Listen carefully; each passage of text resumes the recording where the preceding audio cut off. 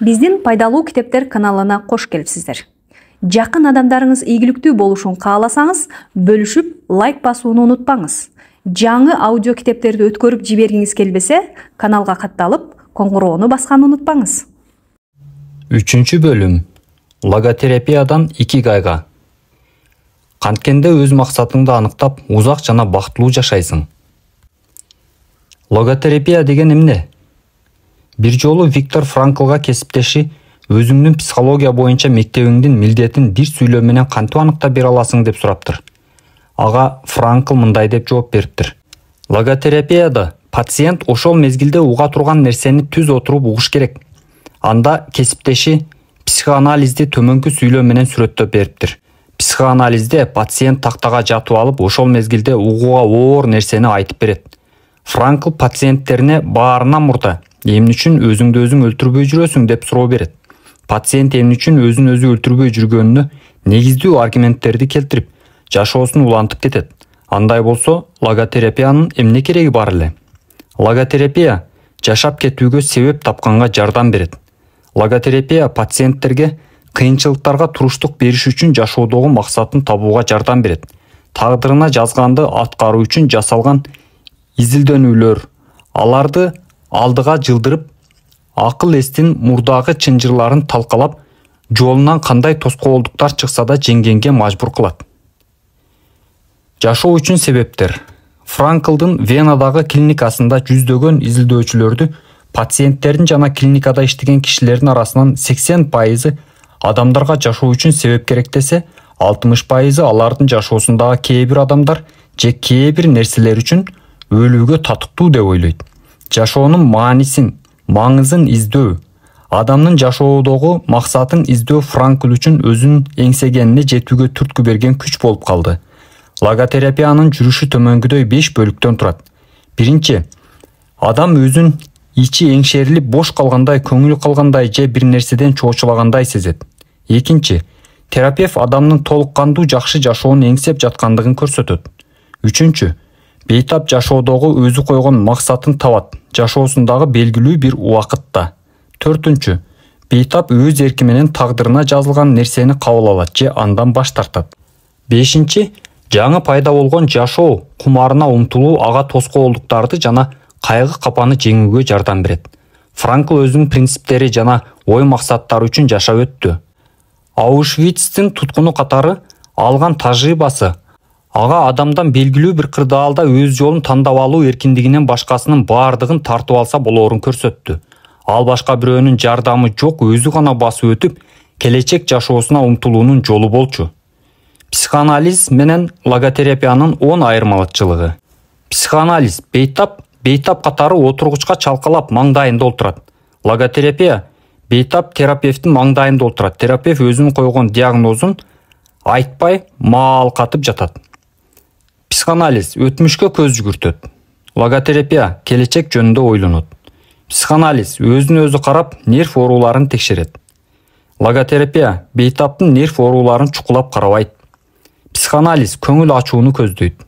Логотерапевт маанилүү нерсени жана өз максатын көздөйт. Психоанализ психологияга көңүл бурат. Логотерапия руханий маселелерди ичине камтыйт.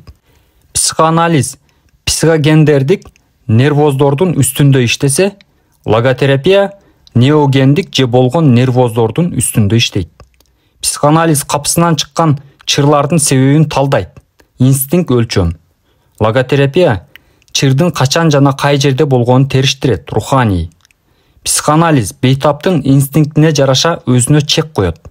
Логотерапия руханий чындыкка жараша иш кылат. Психоанализ ишенимдерге таптакыр туура келбейт. Логотерапия ишенимге туура келет. Психоанализ чырды жөнгө салууга жол издейт жана ачууну, инстинктти жооштурууга аракет кылат. Логотерапия бейтапка жашоосунун маанисин түшүнүүгө, анын моралдык принциптерин канааттандырууга жардам берет. Өзүң үчүн күрөш. Жашоого алдыга койгон максатыңыз жок болсо же ошол максатыңыз орундалбай калса, эстен кеткис ренжүү пайда болот. Франклдын ою боюнча, ошол ренжүүнү адаттан тышкары нерсе же нервиңиз ордунда эмес деп ойлобоңуз. Тескерисинче, ал сизге жашооңузду өзгөртүүгө түрткү берип пайдалуу болушу мүмкүн. Терапиянын башка түрлөрү ойлогондой логотерапия бул ренжүүнү акылынан адашкандык дебей, тескерисинче жаратылышта боло бере турган пайдалуу руханий азабынын көрүнүшү сыяктуу кабыл алат. Мындан кыйналган адамдар өздөрү же бирөөнүн жардамы менен бул сезимден кутулууга аракет кылып, ошондон аябагандай чоң канааттануу алышат. Бул аларга жашоосун өзгөртүүгө да жардам берет. Эгерде адамга жардам керек болсо, эгерде адамга турмушта өз максатын табууга, кийинчерээк тоскоолдуктарды жеңиш үчүн кеңеш керек болсо, максатына жараша алдыга жыла бериш абзел. Адамдын жашоосунун маңызын табууга кылынган аракетине Франкл өзүнө өзү эмне үчүн жашап жүрөм деп суроо берген адам кантип деген суроону да унутпашы керек деген Ницшенин белгилүү афоризмин мисал келтирет. Өзүнүн жашоодогу тажрыйбасына таянып, Франкл биздин ден соолугубуз бүгүнкүгө чейин эмне иш кылып бүтүрдүм жана дагы эмне кылышым керек деген ойго көз каранды дейт. Ал үчүн биз жөн эле жата бербей, болгон өнөрүбүздүн баардыгын колдонуп, максатка жетүүгө аракет кылышыбыз керек. Экинчи жагынан, адам өзү каалаганды жасабай, бирөө жаса дегенди жасап, же бирөөнү туурап жасоо сыяктуу туура эмес иштер азыркы коомго мүнөздүү болуп калды. Адам өзүнөн эмне күтүлгөндүгү менен өзү каалагандын, дүйнөбү, көңүл ачуубу же унчукпай коюунун ортосундагы ажырымды толтурууга аракет кылат. Бул аны өзүн өзү өлтүрүүгө, суицидке чейин алып барышы мүмкүн. Дем алыш күнкү кыжаалаттар. Дем алыш күнү кылар иш жок адам өзүнүн жан дүйнөсү бош экендигин сезет. Анын бир нерсе кылышы абзел. Баарынан мурда өзүнүн максатын, аны төшөктөн тургузган өзүнүн икигайын табышы керек. Жан дүйнөмдүн бош экендигин сездим. Вена шаарындагы ооруканада изилдөө жүргүзгөн Франклдын командасы оорулардын 55% кыжаалат болуп жүргөнүн айтышкан. Логотерапиянын көрсөткөнүнө караганда, адам жашоодогу максатын тапса, ал ошол боштукту толтурууга жардам берет. Франкл кыйынчылыктарды жеңип, өз максатын ишке ашырып, эми улгайганда арт жагына жай гана көз салып турган адам, ал жаш адамдардын жаштыгына көз артпайт, анткени артында из калгандай жашоодо бир нерсе кылганын билет. Логотерапия менен дагы да жакшы жашоо үчүн бир нече орунчундуу ойлор. Биз жашоонун маанисин түзбөйбүз, биз аны таап алабыз. Жашаш үчүн уникалдуу себептерибиз бар. Аларды өмүрүбүздө көп жолу оңдойбуз жана өзгөртөбүз. Кооптонуу көпчүлүк убакта коркуу сезимин алып келгендей эле, бир нерсени ашыгыраак каалоо ошол каалаган нерсени иш жүзүнө ашырылышына жолтоо болот. Тамаша жагымсыз нерселерди унуттуруп, чоочулоону азайтат. Биз адамдар жакшы иштерге да, жаман иштерге да жөндөмдүүбүз. Эки жакты тең караганда, биз жашоо шартыбызга эмес, өзүбүздүн кабыл алган чечимибизге көз карандыбыз. Келерки беттерден жашоонун маңызын жана максатын табуу эмне үчүн керек экендигин Франклдын тажрыйбасындагы 4 кейстен карап көрөбүз. Биринчи кейс. Виктор Франкл. Япония жана Кореяда кийин курулган немец концлагерлеринин психиаторлору туткундан тирүү бошонууга, лагердин сыртында бүтпөгөн иши калган жана лагерден аман-эсен чыгып кетүүнү өтө каалаган туткундардын гана мүмкүнчүлүктөрү бар эле деп табышкан. Мындай окуя Франклдын да башынан өткөн. Ал туткундан аман-эсен кутулуп, логотерапиянын мектебин ачып, өз тажрыйбасында өзүнө өзү биринчи пациент болгон. Франклдын максаты болгондуктан өжөрлөнүп иштеген. Франкл Аушвицке көптөгөн теориялар, изилдөө иштеринин жыйынтыктарын камтыган басмага даяр кол жазмасын ала келген. Кол жазмасын тартып алышкандан кийин ага баарын кайра жазууга туура келген. Кол жазманы кайра калууна келтирүү муктаждыгы лагердин азап тозогун көтөрүп жашоого түрткү берген.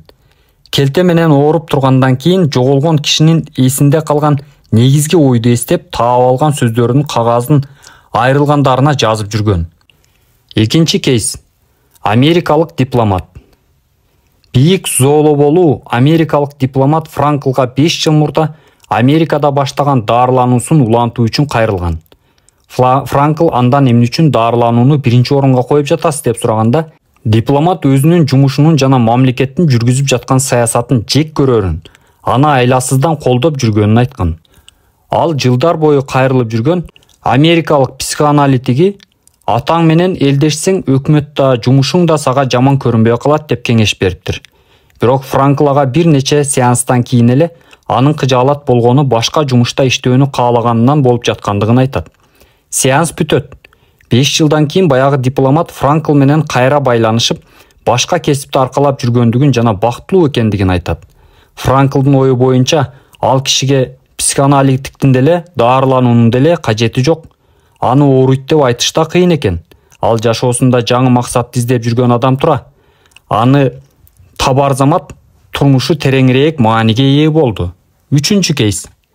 Өзүн өзү өстүргүсү келген эне. 11 жаштагы баласы каза болгон эне өзүнүн да экинчи баласын да өлтүрүүгө аракет кылгандан кийин Франклдын клиникасына келип түшөт. Аны туулгандан тартып шал болгон баласы энесинин оюн ишке ашыруудан токтотуп калган. Баланын бул жашоодо өзүнүн максаты бар экен. Эгерде энеси өлтүрүп койсо, ал жашоодогу максатына жетпей калмак. Аял башынан өткөргөндөрүн группалык сеанста айтып берди. Ал аялга жардам берүү үчүн Франкл андан өлгөн аялдын ролун аткарып берүүнү суранат. Образдагы аял карыганы менен бай, бирок баласы жок болот. Аял өлөрдө менин жашоом оңунан чыкпай калды деп айткан экен. Өзүн өзү өлтүргүсү келген аялдан ошол эле ролду аткарып берүүнү суранганда, ал кылчайып өткөн өмүрүнө саресеп салып, бул дүйнөдө бекер жашабаганын түшүнөт. Анткени ал 2 баласы үчүн колунан келгендин баарын жасаган. Шал болуп төрөлгөн баласын жакшы багып, жакшы тарбия берген. Ошону айтып, ыйлап жиберип мындай дейт: "Мен артымды коркпой карай алам. Анткени менин жашоом маңыздуу болгон экен. Мен балам үчүн баардыгын жасадым. Менин жашоом оңунан чыкпай калган жок." Өлүп бараткан аялдын ролун аткарып жатып, суицид кылгысы келген аял өз жашоосуна анализ жасап, өзү билбей жүргөнү менен салыштырмалуу өмүрүнүн маңыздуу жашаганын түшүнөт. 4-чү кейс. Кайгыга баткан дарыгер. 2 жыл мурун аялы каза болуп депрессияга кабылган улгайган дарыгердин жан дүйнөсү жабыркап, Франклдан жардам сурап келет.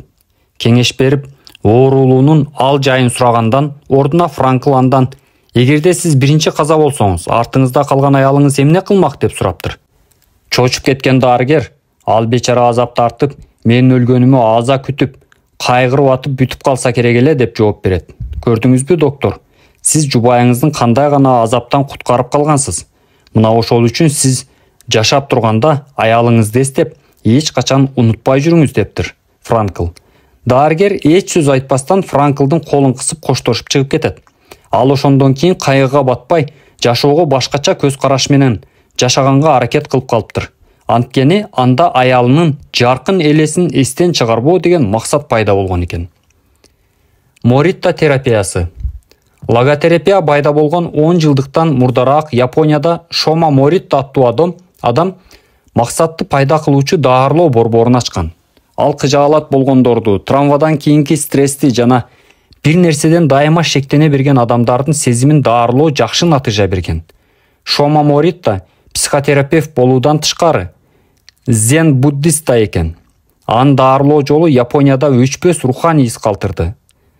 Батыштагы даарылоонун көптөгөн түрлөрү оорулуунун сезимин башкарууга же анын өзгөртүүгө көңүл бурат. Биз батышта эмнени ойлогон болсок, ал нерсе аң сезимибизге таасирин тийгизет. Ал аң сезимибиз эмнени жасай турганыбызга таасир берет деп ойлойбуз. Моританын терапиясы тескерисинче, оорулуулар сезимди башкарууга аракет кылбай, кандай болсо ошондой кабыл алыш керек. Анткени сезим жасаган ишке карата өзгөрөт деп үйрөтөт. Моританын даарылоо жолу оорулуулардын сезимин кабыл алуу менен кошо кылган иштердин негизинде жаңы сезимдерди пайда кылуу жолун издейт. Анын айткандарына караганда, бул сезимдер кайталоо жана тажрыйбанын негизинде пайда болот. Моританын терапиясы оорунун симптомдорун жок кылууну көздөбөйт. Тескерисинче, ал бизге каалоо, чочулоо, коркуу жана кооптонуу сезимдерибизди кабыл ала билгиле, мейли алар боло берсин деп үйрөтөт. Ал өзүнүн Моританын терапиясы жана кооптонуунун негизинде нервтин бузулушунун жаратылышы деген китебинде айткандай, кыялыңдын бай жана өзүңдүн кеңпейил болгонуң жакшы. Морита жаман сезимдер боло берсин деген маанини төмөнкү тамсилде айтуу менен түшүндүрөт. Казыкка аркандап койгон эшек бошонуу үчүн казыкты айланып баса берет. Айланып баскан сайын аркан кыскарып, бир аздан кийин жаныбар жыла албай калат. Так ошол сыяктуу адамда кооптонуу сезимдеринен кутулам деп аракеттене берсе, ошол сезим аны бир отоло оорулуу кылып салат дейт. Морита терапиясынын негизги принциптери. Биринчи, өзүңдүн сезимиңди кабыл кыл. Эгерде кооптонуу сезимибиз болсо, Биз аны башкарууга же андан кутулууга аракет кылбашыбыз керек. Эгерде биз андай кылууга аракет кылсак, ал мурдагыдан да өркүндөп кетет. Адамдын тынчсыздануу сезими жөнүндө Зен мастери, эгерде биз бир толкундан экинчи толкундун жардамы менен кутулууга аракет кылсак, учу кыйрсыз деңизге туш келебиз. Өз сезимибизди өзүбүз жасап ала албайбыз. Ал өзү келет. Аны биз кандай болсо да кабыл кылышыбыз керек деп айтчу экен. Маселе аны кандай кабыл кыларыбызда жатат. Морита тынчсыздануу сезими аба ырайына окшош дейт. Анын эмне болоорун алдын ала айта албайбыз жана башкара да албайбыз. Биз аны байкап гана турушубуз керек дейт. Ушул маселе боюнча ал Вьетнам кечили Тахих Нахтын салам жалгыздык. Бүгүн алың кандай? Кел менин жаныма отур. Мен сен жөнүндө кам көрөйүн деген сөзүн дайыма мисал келтирчү. Экинчи, эмне жасашың керек болсо ошону жаса. Биз оорунун симптомдорунан кутулууга көңүл бурбашыбыз керек. Оору өзү эле кетет. Андан көрө азыркы учурда эгерде кыйналып турсак, ошол кыйналганыбызга көңүл бурушубуз керек. Аны муну айтып, абалды курчутуп жиберүүдөн качышыбыз керек. Дарыгердин милдети оорулуунун мүнөзүн ар кандай кырдаалга чыдай тургандай кылып курчутууда жатат. Адамдын мүнөзү эмне иш кылса, ал ошого негизделген. Моританын терапиясы оорулууга эмне кылышты түшүндүрүп отурбайт. Ал оорулууларга өздөрүнүн тажрыйбасынан, кылган иштеринен эмне кылышты билишсин деп мүмкүнчүлүк берет. Ал батыштын дарыгерлеринде кантип медитация кылууну, кантип күндөлүк жазууну айтпайт. Анын баардыгы оорулууга тажрыйба аркылуу өзү келет. Үчүнчү, жашоодогу максатыңды тап.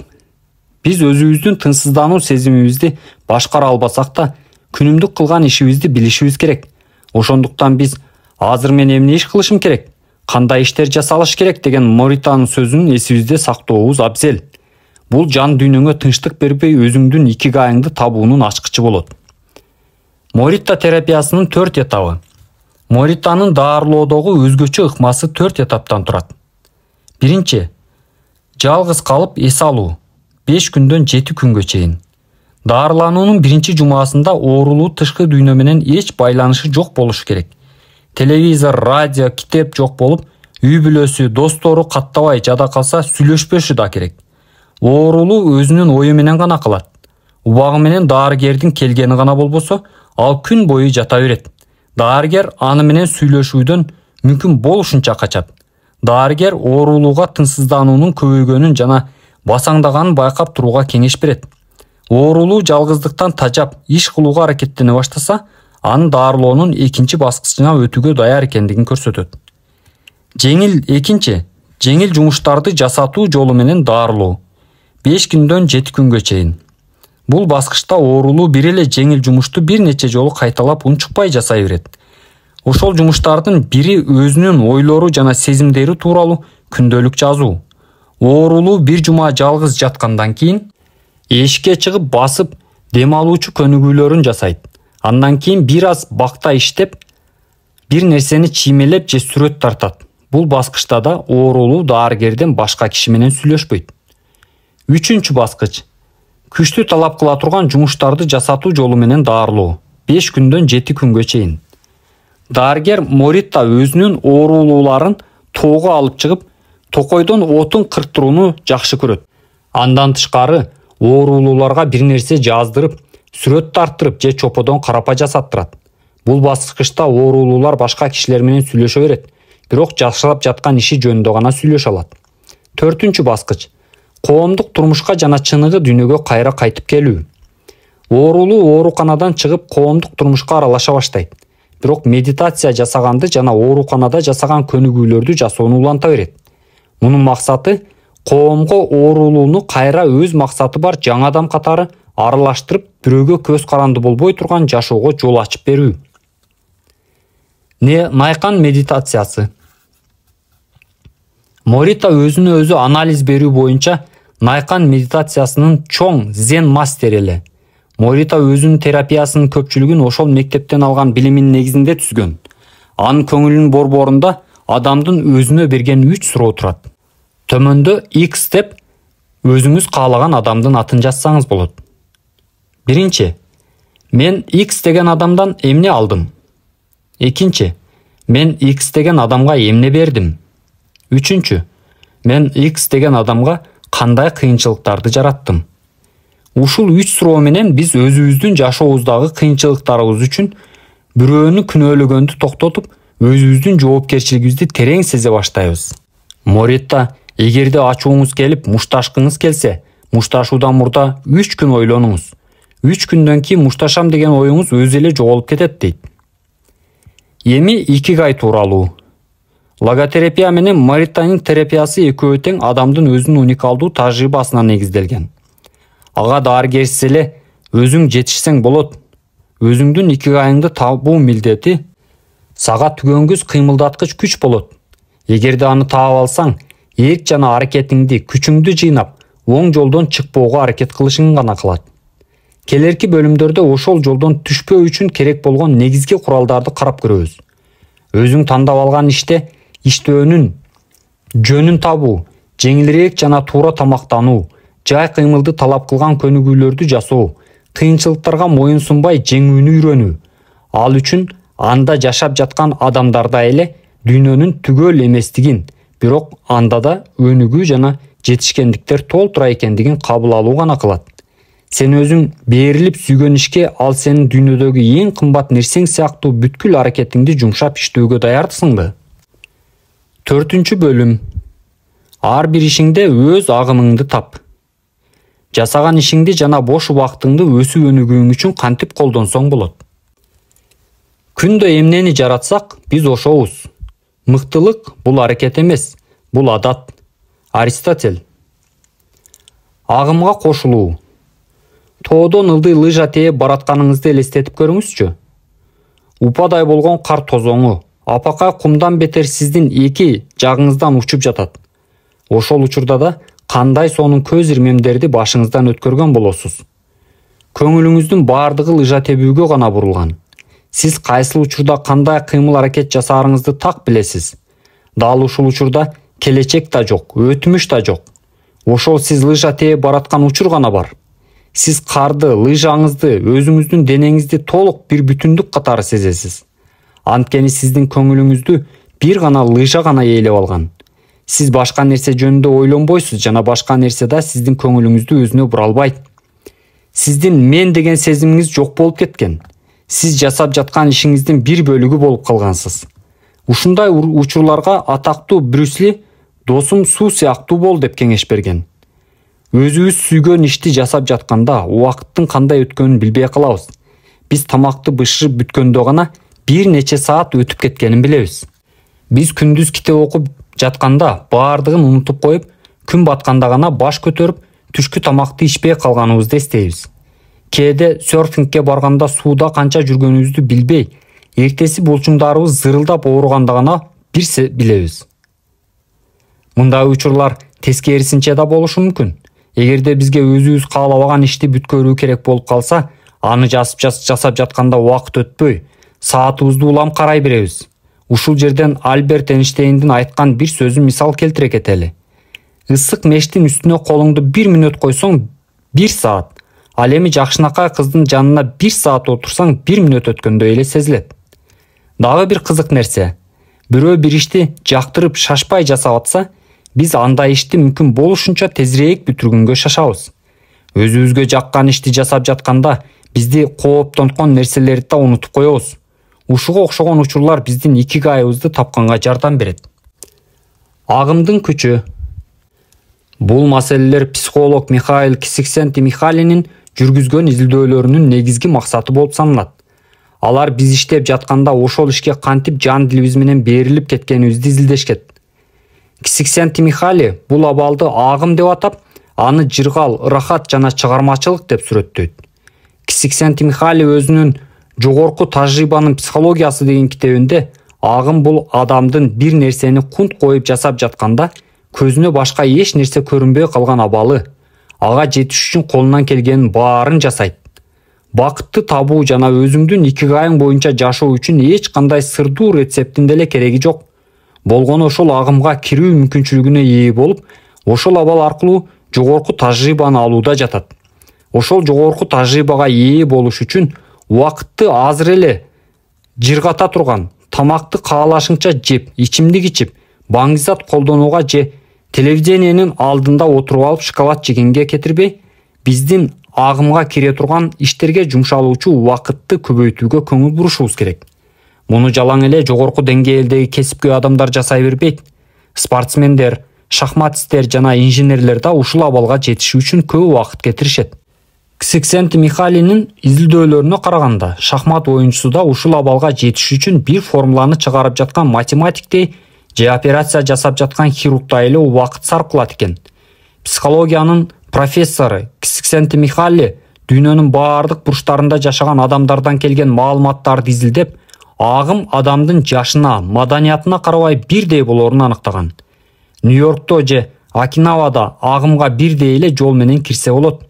Биз ошол абалга жеткенде акыл эсибиз эмне болот? Биз агымга киргенде көңүлүбүз башка нерсеге алаксыбай, жалаң гана жасап жаткан ишибизге бөлүнөт. Акыл эсибиз да өз ордунда эле болот. Эгерде сиз өзүңүз маанилүү деп эсептеген бир ишти жасап жатып, башка бир нерсеге алаксый берсеңиз, агымга кирүү мүмкүнчүлүгүңүздү жогорулата турган бир нече жол бар. Агымга кирүүнүн 7 шарты. Де Паул университетинде иштеген Оуэн Шаффердин жүргүзгөн изилдөөлөрүнө караганда, агымга кирүү үчүн коюлган талаптары төмөндөгүлөр. Биринчи, эмне кылуу керектигин билүү. Экинчи, аны кандай кылып аткарылышты билүү. Үчүнчү, канчалык жакшы жасап жатканыңды билүү. Төртүнчү, каяка барышты билүү. Бешинчи, олуттуу көйгөйлөрдү кабыл алуу. Алтынчы, жакшы чеберчиликке жетишүү. Жетинчи, алаксыткан нерселерден алыс болуу. Биринчи, стратегия. Татаал иштерди тандап ал. Бирок өтө оор эмес. Шеффердин модели боюнча биз өзүбүз бүтүрө ала турган, бирок көнүмүш болуп калган иштен бир аз татаал, ыңгайлуу, комфорт зонадан чыгарган ишти тандап алышыбыз керек. Ар бир иштин спорт болсун же башка иш болсун өзүнүн эрежеси болот. Биз ошол эрежени сактап иш кылышыбыз керек. Эгерде бир ишти жасоонун ыкмасы биздин чеберчилигибизге төп келсе, ал ишти жасоодон тажап кетебиз. Жасаганга жеңил ишке көңүл чаппай калат. Экинчиден, эгерде биз өтө оор ишти тандап алып, аны бүтүрүүгө чеберчилигибиз жетпей таштап койсок, аябай капа болобуз. Эң башкысы, биз орто жолун таап алганыбыз жөн. Ал биздин чеберчилигибизге жараша же андан да бир аз татаалыраак болушу керек. Бул Эрнест Хемингуэйдин бир кезде кээде менен жазгандарым өзүмдүн жазуу мүмкүнчүлүгүмдөн да ашып кетет деп айтканына дал келет. Биз өзүбүз жасаган ишти акыр аягына чейин көргүбүз келет. Анткени жетишкен ийгилигибизден рахат алабыз. Ушундай эле ойду Бернард Рассел бир топ убакыт кетирип оюңду топтоп алсаң, бир кыйын ишти жасоого керек болот. Эгерде сен графикалык дизайнер болсоң, өзүңдүн келерки ишиң үчүн жаңы программаны үйрөнүп ал. Эгерде программист болсоң, жаңы программанын тилдерин үйрөн. Эгерде бийчи болсоң, өзүңдүн бийиңе көптөн бери жасай албай жүргөн бир кыймылды үйрөнүп кой. Сен тынчыңды алса да, иштеп жаткан ишиңе кичине болсо да комфорт зонадан чыгаруучу бир нерсе кошуп кой. Жөнөкөй эле китеп окуу сыяктуу бир нерсе кылсаң, ал белгилүү бир эрежени сактагандыкка, белгилүү бир чеберчиликке жеткендикке же билим алгандыкка жатат. Эгерде биз физик болбой туруп эле физиканын кванттык теория боюнча китебин окуй баштасак, бир нече мүнөттөн кийин эле китепти ыргытып жиберебиз. Ал бышык. Экинчиден, биз китепте жазылганын баардыгын билсек, ал да бизди тез эле тажатып жиберет. Бирок китеп биздин билимибизге, жөндөмүбүзгө жараша болуп, жаңы бир нерселер жөнүндө жазылса, убакыттын кандай өткөнүн билбей окуй беребиз. Ошол китепти окугандан алган рахат жана канааттангандык убакытты өзүбүздүн икигайыбыз менен өткөргөнүбүздөн кабар берет. Жеңил, зериктирме, татаал, агым, колдон келбеген нерсе тынчсызданууга алып келет. Экинчи, стратегия. Ачык, конкреттүү максатың болсун. Анчалык берилип кетпей турган видео оюндарын, стол теннисти ойноо жана спорттун ар кандай түрлөрү менен алектенүү өзүңдүн агымыңа кирүүгө көп мүмкүнчүлүктөрдү берет.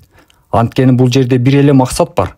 Каршылашыңды жеңүү же баардык талап кылынган эрежелерди сактоо менен өзүңдүн мурдагы койгон рекордуңдан ашуу. Тилекке каршы, көпчүлүк учурларда койгон максаттар ачык болбой калат. Boston Consulting Group тарабынан жүргүзүлгөн изилдөөлөрдө улуттар аралык корпорациялардын кызматкерлеринен өздөрүнүн жетекчилери жөнүндө сураганда алардын көпчүлүгү топ менеджерлери менен сүйлөшүп көргөнүн айтып наразы болушкан.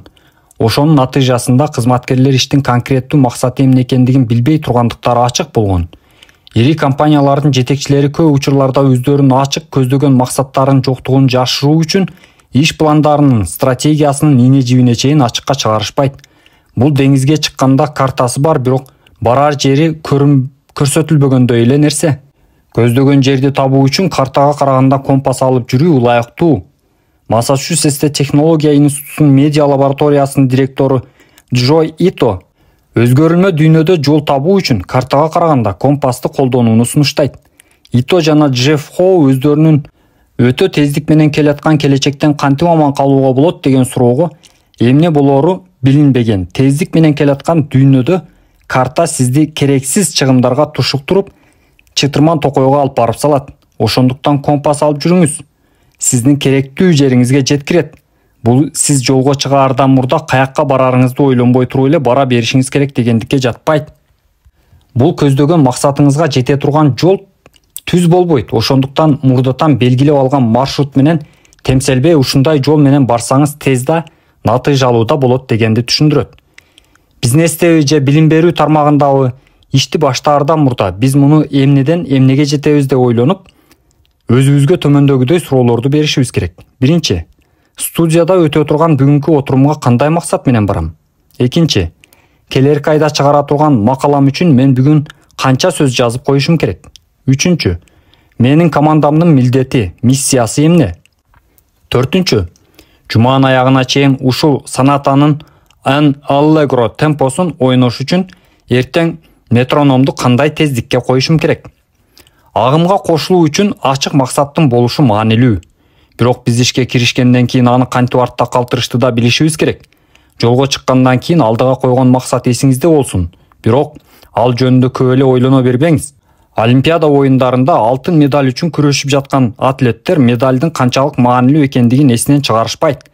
Дал ушул таптагы керектүү шарт аларга агымга кириши керек.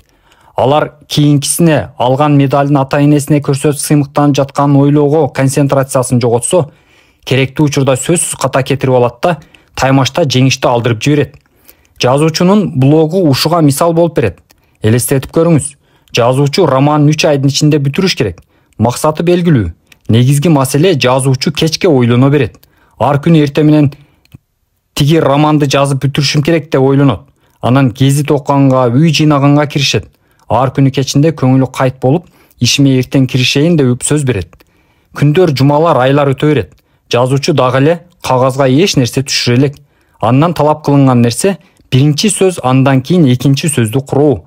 Долбоордун агымына кирип, икигайын билдирүү эле. Ушу кичинекей кадамдарды шилтеп аларың менен сен түпөйүл кылган нерселер жоголуп, сен кылып жаткан иш-аракеттин жагымдуу агымына жетеленип киресиң. Кайрадан Альберт Эйнштейнге келсек, ал келечегин ойлогон бактылуу адам азыркысы менен канааттанып жашайт дейт. Элес булас максаттар. Башаламан маанисиз иш үчүн текке кеткен убакыт жана энергия. Менталдык тоскоол. Так максат жана процесске концентрация. Агым жана агым. Процесске эмес, максатка умтулткан, кейиткен ниет. Ишке киришүүнүн ордуна максатка ыклас коюу. Менталдык тоскоол. Үчүнчү стратегия. Жалгыз бир ишке концентрация болуу. Балким азыркы күндө эң чоң тоскоолдуктардын бири бир ишке концентрация боло албагандык болуп жүрбөсүн. Электрондук поштага кат жазып жатып, YouTube'дан видео угабыз же кокустан чат ачылып, кат келсе ага жооп жазабыз. Анан чөнтөгүбүздөгү смартфон дырылдайт. Ага SMS-ке жооп жазганча компьютерди карап Facebook'ка кирип кетебиз. Жарым саат заматта зымылдайт. Электрондук поштага жөнөтө турган катыбыз тууралуу да унутуп калабыз. Мындай жагдайлар кээде тамак алдыга коюп алып, кино көргөн учурларда да болот. Акыркы кесимди оозуңа салганча лосось балыгынын даамдуулугун сезбей да каласың.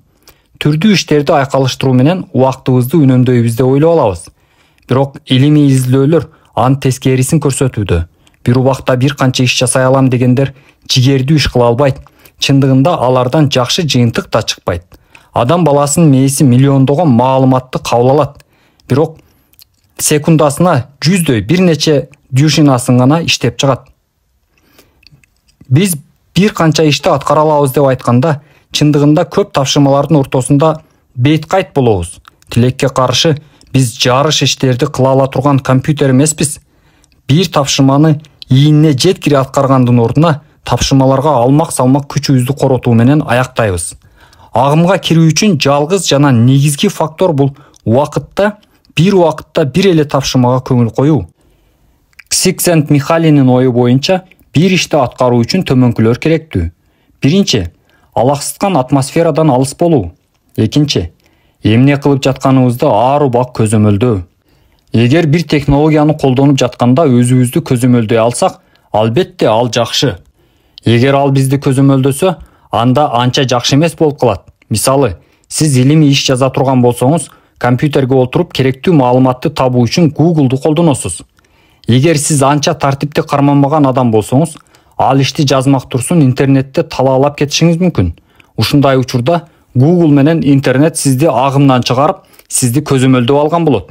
Эгер биз үзгүлтүксүз тапшырмалардын ортосунда мээбизди чаташтыра берсек, биз көбүрөөк убакыт коротуп, көбүрөөк ката кетирип, эмне кылганыбызды жакшы эстей албай тургандыгыбызды илимий жактан далилденген.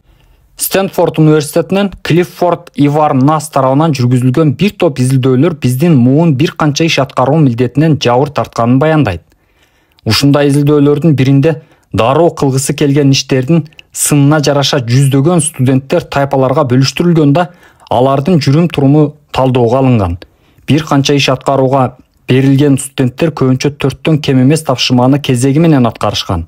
Мисалга алсак, окуу китебин окуп жатып конспект жазуу, радио окуу, телефонго жооп берүү же билдирүүгө жооп жазуу, айрым учурда Twitterде графикти текшерүү. Ар бир тайпадагы студенттерге экрандан бир топ кызыл, бир нече көк жебе көрсөтүлгөн. Көнүгүүлөрдүн максаты кызыл жебелерди саноо эле. Алгач бардык студенттер эч кыйналбай дароо туура жооп беришти. Көк жебелердин саны көбөйгөн сайын кызыл жебелердин саны ошондой эле калды. Бир гана алардын орду алмашылды.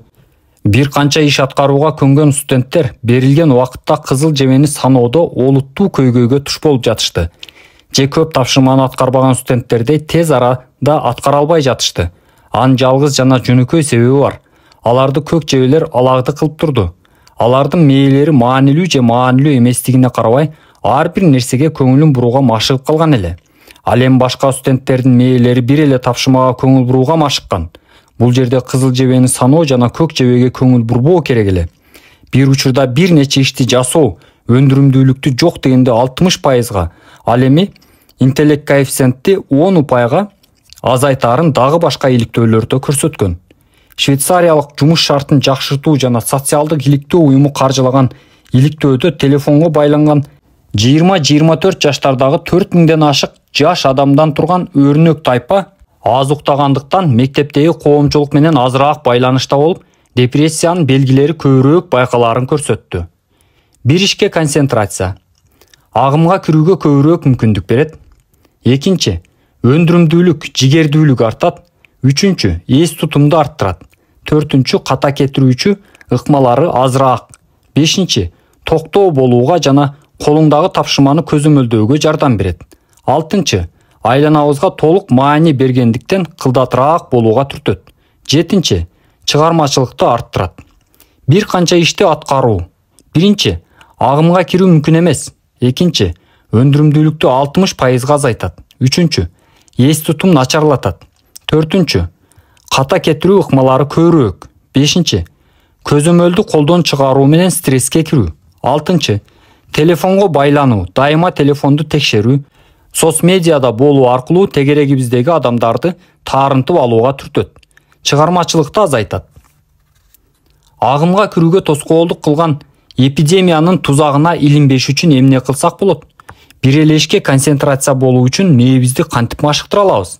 Алагды кылган факторлордон алыс мейкиндик жана убакыт түзүү, агым менен агуу шартын арттыруу, аны менен кошо икигай менен байланышта болуу үчүн төмөндөгүдөй бир топ идея сунушталат. Биринчи, уктап ойгонгондон кийин 1 саат жана уктаардан мурун 1 саат эч кандай экранды карабашың керек. Экинчи, агымга киргенде телефонуңду өчүр. Ушул учурда тандап алынган иштен башка маанилүү эч нерсе жок. Эгер бул оор болсо, өтө зарыл учурда жакын адамдарын байланыша алыш үчүн тоскоолдук кылба функциясын кошуп кой. Үчүнчү, аптанын бир күнүн, балким ишемби же жекшемби күнү технологиялык орозо тут. Ал күнү Wi-Fi, MP3-тү жандырбоо керек. Электрондук китеп окусаңыз уруксат. 4-чү, Wi-Fi жок кафеге бар. 5-чи, бир күндө бир же эки эле жолу электрондук поштаңды текшерип жооп жаз. Ошол убакытты так аныктап, ошол эрежени карман. 6-чы, помидор техникасын байкап көр. Ашкана убакыт ченегичин алып ал. Алардын айрымдарын формасы помидорго окшош. Ал убакыт аягына чыкканча бир тапшырма аткарууга камын. Помидор техникасы ар бир 25 мүнөттүк иштен кийин 5 мүнөт эс алуу айлампасын сунуштайт. Бирок сен 50 мүнөттүк иш кылып 10 мүнөт эс алсаң да болот. Өзүңө эң жакшы ылдамдыкты, кадамды тандап ал. Ар бир айлампаны аткарууда тартипке баш ийүү эң маанилүү. 7-чи, ар бир ишти өзүңө жаккан ырым-жырым менен баштап, сыйлык менен бүткөр. 8-чи, алаксып кеткениңди байкаганда акыл эсиңди учур чакка жетелөөгө машыктыр. Оюңду жыйноого же медитациянын башка түрүн аткар. Сейилдеп чык же сууда сүз. Айтор, ыклас коюуга эмне жардам берсе ошону пайдалан. 8-чи, сени алаады кылбай турган жерде иште. Үйүңдө муну кыла албасаң, китепканага, кафеге бар же тапшырмаң саксофондун ойнолуусун талап кылса, музыкалык студияга бар. Айланаңда болуп жаткан нерселер дагы эле алаады кыла берсе, туура жерди тапмайынча ал мейкиндикти издей бер. 9-чу, ар бир иш-аракетти бири-бирине жакын тапшырмаларга бөлүштүрүп ал.